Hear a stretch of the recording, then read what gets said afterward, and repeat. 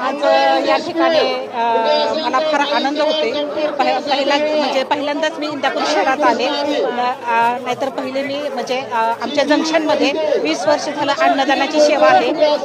पालखी सोहळ्याच्या प्रत्येक माझ्या वारकरी संप्रदाय म्हणजे जेवढी भक्तिमय वातावरण असतं माझ्या जंक्शनमध्ये, त्यावेळेस आम्ही सहकुटुंब पालखीचं दर्शन घेत असतो। पण पहिल्यांदा मी इंदापूर शहरात आले, हे भक्तिमय वातावरण बघून, रिंगण सोहळा बघून मला फार आनंद झाला, म्हणजे गगनात मावेन असा आनंद झाला। कारण की माझा पहिलाच दिवस आहे इंदापूर शहरात यायचा, नाहीतर आज इंदापूरमध्ये प्रवेश झाला संसदमध्ये, त्यावेळेस पालखी ज्यावेळेस प्रवेश झाला त्यावेळेस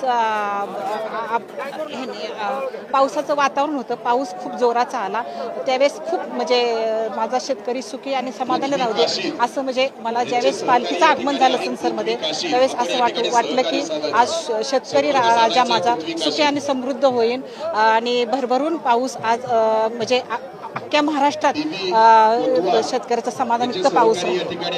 विठ्ठलाकडे विशेष काय मागणं? विठ्ठलाकडे विशेष म्हणजे शेतकरी माझा सुखी आणि समाधानी राहू दे आणि हिरवंगार सगळं शिवार होऊ दे, एवढंच विठ्ठलाकडे।